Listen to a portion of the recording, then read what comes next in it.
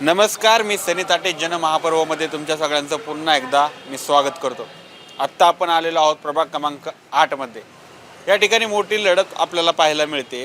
राष्ट्रवादी राष्ट्रवादी, शिवसेना तसेच भाजप या सगळ्यांमध्ये एकदम चुरशीची लढाई होत आहे. आणि अशा ठिकाणी आपण आलेलो आहोत की ज्या ठिकाणी एक सुशिक्षित असा नागरिक आहे असं म्हटलं जातं सातत्याने. पण या पडद्यामागं काय कहाण्या आहेत, या पडद्यामागं सुशिक्षित एरियामध्ये सुद्धा काय समस्या आहेत, सगळ्या काय गोष्टी जाणून घेणार आहोत आपण या सगळ्याच नागरिकांकडून. सर्वप्रथम तुमच्या सगळ्यांचे जनमहापर्वावरती खूप खूप स्वागत. दादा, तुम्ही काय सांगाल? सध्याची निवडणूक आहे, आता निवडणूक महापालिकेची लागलेली आहे. एकंदरीत प्रभागामधलं वातावरण कसं आहे आणि स्थानिक समस्या काय आहेत ज्या की आजपर्यंत इतक्या वर्षात सुटलेल्या नाही आहेत? निलेश साहेब मुटके साहेबांचा ना आपला एक 10-15 वर्षाचा माझा परिचय आहे. तर त्यांना कसं आहे, MIDCमध्ये पुन्हा अजून बऱ्याच ठिकाणी असं मदत, पुन्हा ज्याला सार्वजनिक कामात ज्या अडचणी येते त्या जेव्हा आपण फोन करेल ती एनी टाईम आपल्यासाठी उपलब्ध असते. ते अजून इथं पाण्याची समस्या, कुठं नळाला पाणी कमी येणं, ह्या गोष्टी ज्या आहेत ना ते म्हणजे जाणवते त्या बऱ्यापैकी. हां, आणि त्यांचा कसा आहे स्वभाव, म्हणजे एक नंबर, म्हणजे एकदम राहिले स्वभाव आहे साहेबांचा. निलेश मुटके म्हणताय तुम्ही, शिवसेनेचे? हां, शिवसेनेचे उमेदवार आपले. बरं, काय वाटतं तुम्हाला, नगरसेवक पद मिळेल का? त्यांच्या ज्या वाईफ थांबलेल्या आहेत इलेक्शनला आता, त्यांना उमेदवारी मिळाली आहे शिवसेनेची खरी, पण नगरसेविका होतील का त्या? 100% होणार, कारण त्यांचा स्वभाव एक नंबर आहे. कारण मी 10 वर्षापासून त्यांना मी चांगला आमचा परिचय आहे.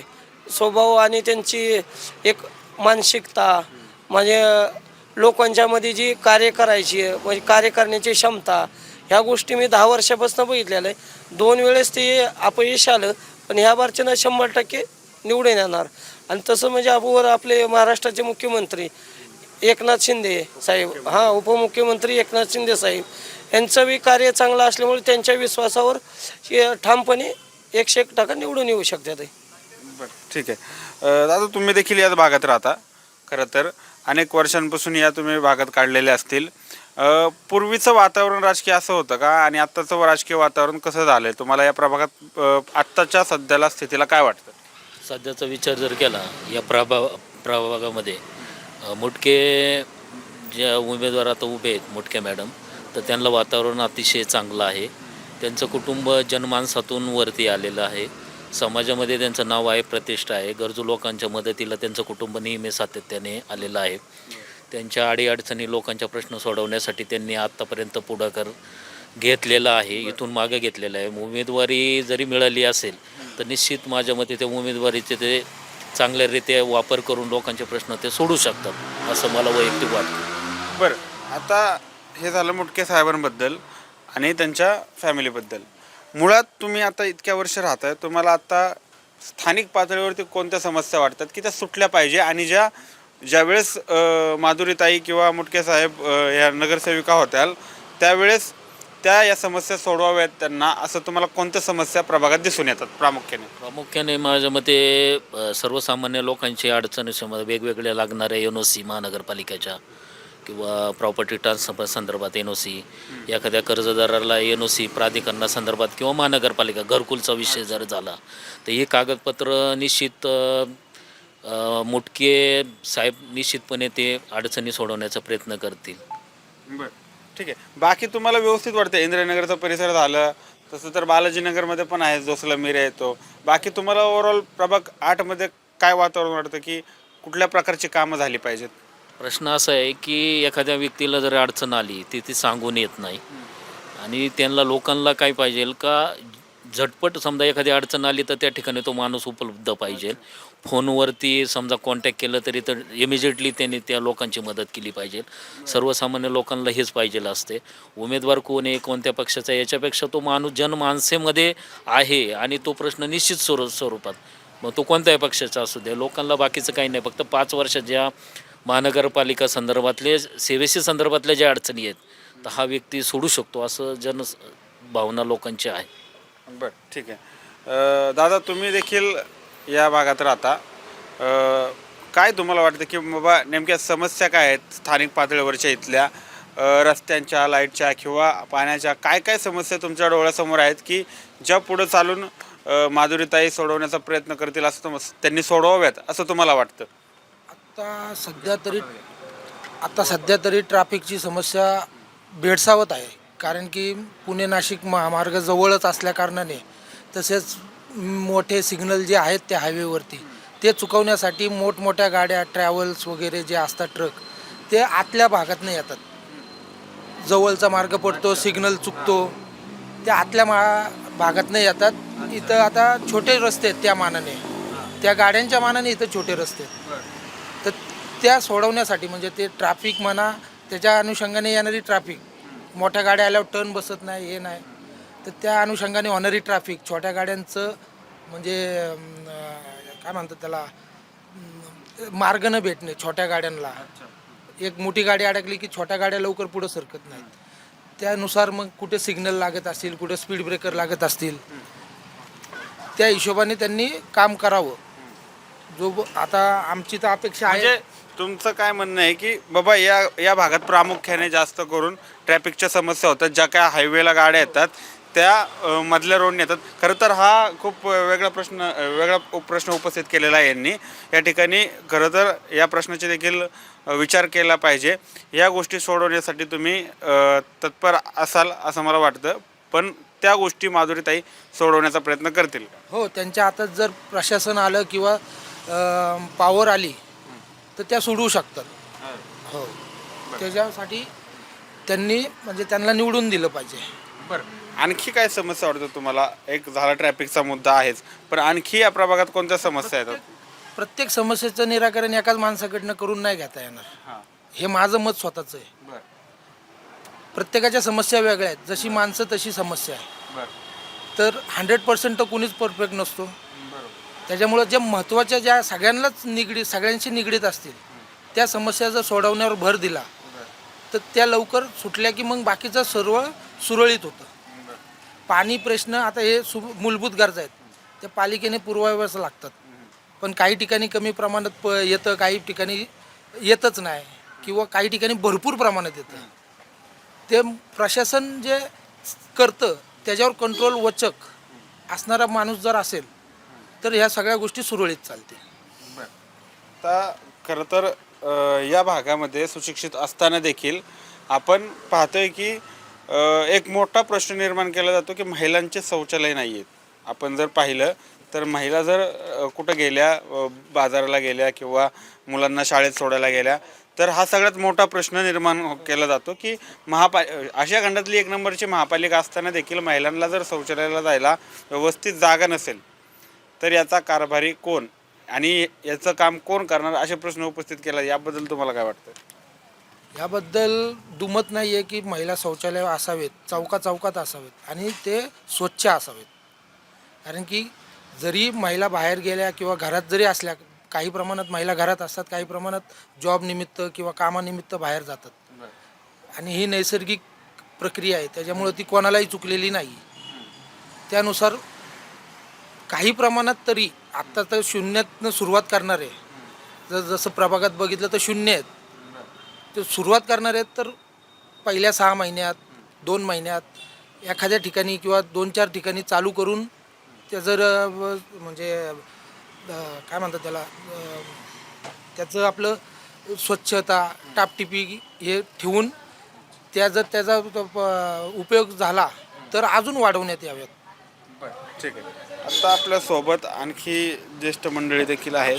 नेमकं काय त्यांचं म्हणणं आहे ते देखील आपण पाहणार आहोत.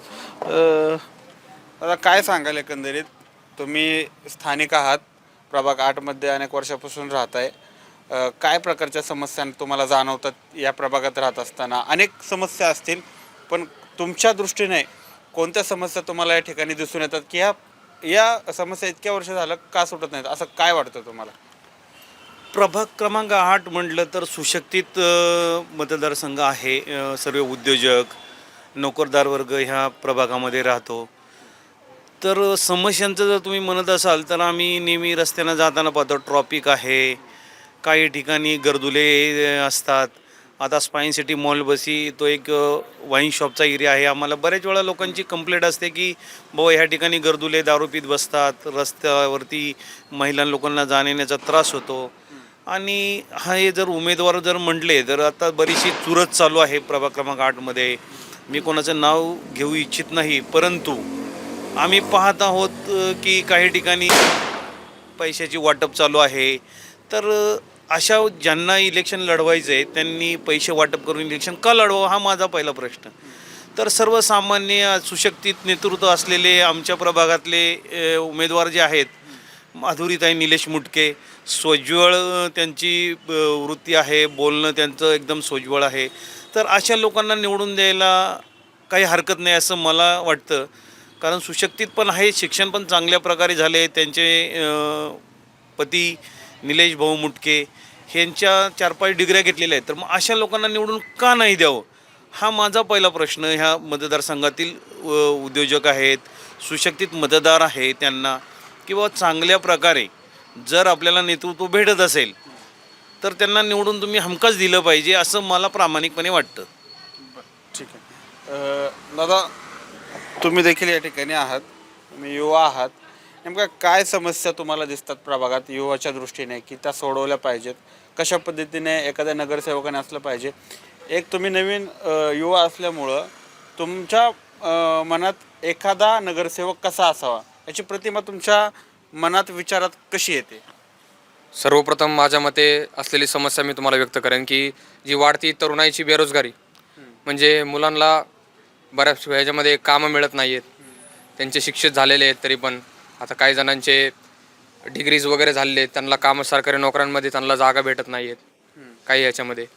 तर ती एक प्रश्नाला मला असं वाटतं की आमच्या माधुरींगांकडे ते उच्च शिक्षित आहेत, त्यांचं शिक्षणही झालेलं आहे बऱ्यापैकी, त्यामुळे त्या सोडू शकतात अशी आमची अपेक्षा आहे. आणि त्यांना ते बळ जर वरून मिळालंच तर त्या नक्कीच याचा प्रयत्न करतील की जास्तीत जास्त मुलांना व शिक्षित मुलांना नोकरदाऱ्या सगळं वर्ग मिळून देण्याचा तो प्रयत्न करतील नक्कीच. बरं, एक आता तो झाला प्रश्न की युवांचा प्रश्न खूप मोठा तुम्ही जे मानलेला आहे तो प्रश्न खरं तर खूप मोठा आहे. अनेक वेळा युवांना रोजगार नाही आहे जवळ एवढी MIDC असताना सुद्धा. दुसरा प्रश्न असा होता की तुझ्या मनात, तुमच्या मनात जो काही नेत्याची एक नेता कसा असावा? माझ्या मनात ज्या प्रकारे एखादा नेता माझा जो प्रभाग सांभाळतोय तो नेता असा असावा, सुशिक्षित असावा, सोज्वळ असावा, 24 तास अवेलेबल असावा, अशा प्रकारच्या त्या प्रकारची तुमच्या मनात काय प्रतिमा आहे एखाद्या नगरसेवकाबद्दल?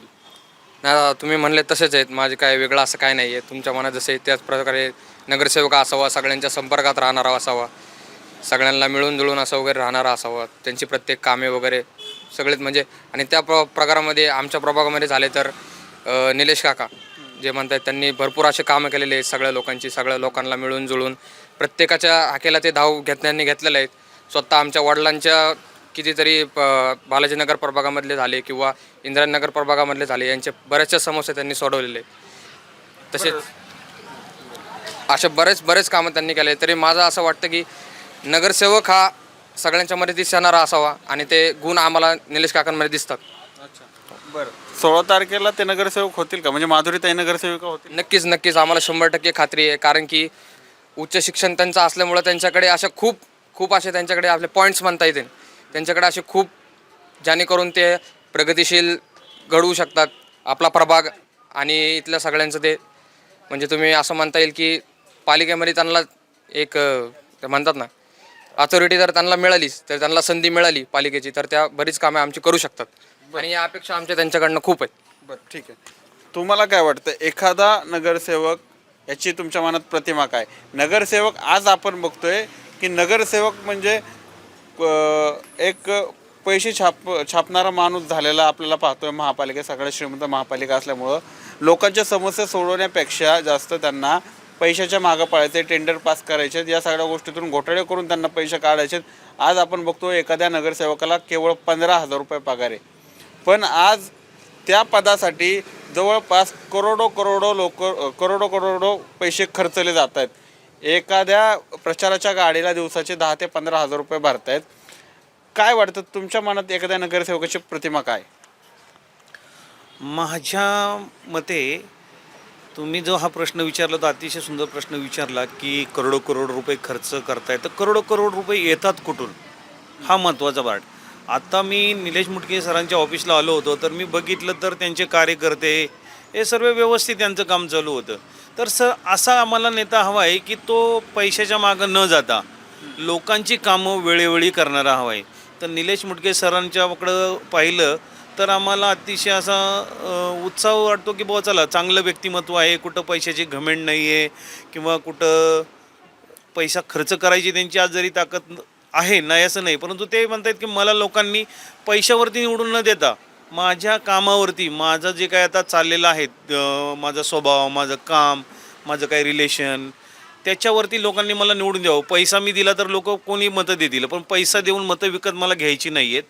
तर मला हे योग्य नेतृत्व वाटतं माझ्या प्रभाग क्रमांक 8मधील, की त्यांनी कुठल्याही प्रकारचा मोठेपणा दिखावापणा न करता लोकांनी त्यांचा स्वभाव, त्यांचं वक्तृत्व, त्यांचं लोकांशी असलेलं रिलेशन याच्यावरती लोकांनी त्यांना निवडून द्यावं असं मला प्रामाणिकपणे वाटतं. ठीक आहे. तर आपण पाहतोय की आत्ता प्रभाग क्रमांक आपण 8मध्ये आहोत. कुठलाही पैसा किंवा कोणत्याही गोष्टी न स्वीकारता ते प्रामाणिकपणे त्यांच्यासाठी काम करत आहेत. प्रभागातील मूळ प्रश्न आपण त्यांच्याशी जाणून घेण्याचा प्रयत्न केला. निलेश मुटके किंवा माधुरी मुटके कशा प्रकारचं नेतृत्व आहेत, कशा प्रकारचं ते काम करू शकतील, कोणत्या प्रकारचे प्रश्न मांडू शकतील, या सगळ्या गोष्टींवर त्यांनी सविस्तर चर्चा केली. खरं तर आज निलेश मुटकेंसारखे कार्यकर्ते प्रभागात किंवा या पिंपरी विधानसभेत, भोसरी विधानसभेत खूप कमी पाहायला मिळतात. एक प्रामाणिक चेहरा म्हणून अशा नेतृत्वांनी पुढे यावं आणि लोकांनी त्यांना भरघोस मतदान करावं अशी या सगळ्यांची एक इच्छा आहे. भेटूया पुन्हा. मी सनी ताटे, पिंपरी चिंचवड.